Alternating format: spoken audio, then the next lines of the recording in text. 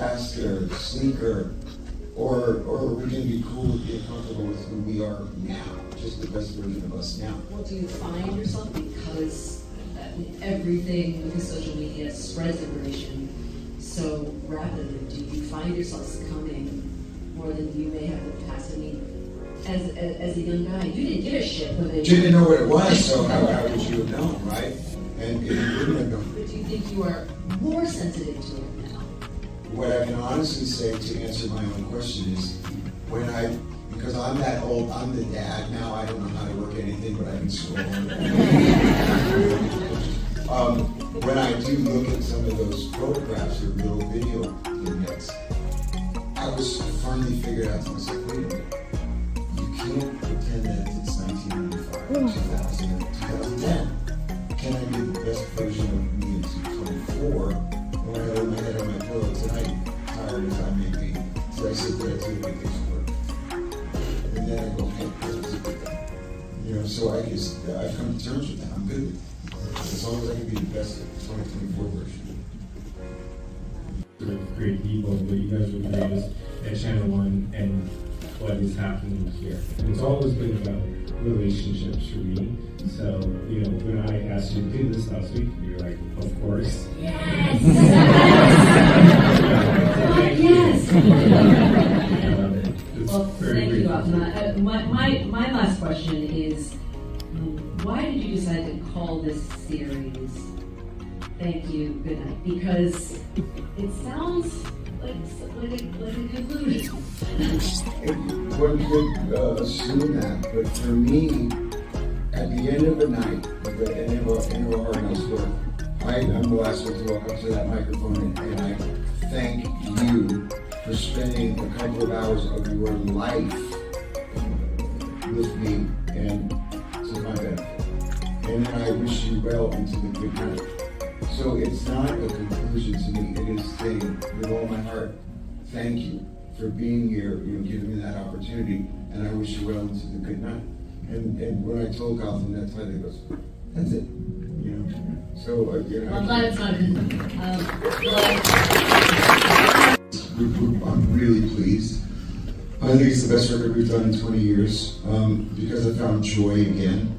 It was very hard to write about joy with This House Is Not For Sale and Burning Bridges and even 2020, because there was an experience that we were all living together, no matter who you are, where you're from on this planet. We were all going through COVID. But in 2023 and 2024, I found joy again. The simple pleasures of writing a song for the sake of writing a song, looking around at women, seeing people who love you the way you love them, knowing that you set out to do something and you did what you set out to do, and that people trusted you and in turn you didn't let them down. And so everybody that was on that journey with me, whether Alec, John Suchers, who passed away a couple years ago, and first one of us that passed, that was tough. Richie leaving the band 11 years ago abruptly, that was tough. But every one of those guys were a contributing factor to what it is that got us here now. Not for nothing, I'm going to pop my own ego for a second. I'm fucking John Bon Jovi.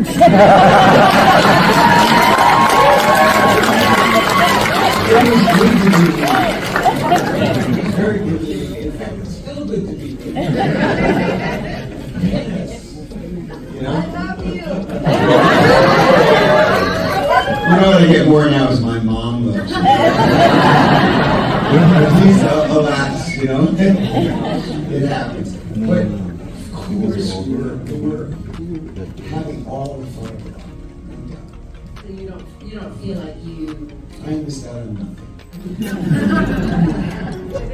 You said that a man knows who he is by the time he's 60. Yeah, I think that's true. Do you really feel like you know who you are? Yeah. And it's not going to change dramatically. Suddenly, things could change. Maybe I don't mature, maybe I think so. But I don't think that, the spots or the skin is going to change at this point. I am who I am, and as a man, as a dad, as a husband, as a businessman, as a leader of an organization. Yeah, I think that by 60-something, you have a pretty good idea of who you are. You're not figuring out now. any longer. Can you give us a sense of what the next, what the journey looks like moving forward? I think people No, I think that's also the scariest part is the most beautiful part. But I've learned a lot. It goes back to meeting Gotham and hoping that his relation back to his dad and those books that I had read growing up, were going to be inspirational and useful in our journey, our friendship, and so I realized that I didn't want to. I no longer wake up and seize the day. Every day I woke up ready to swing.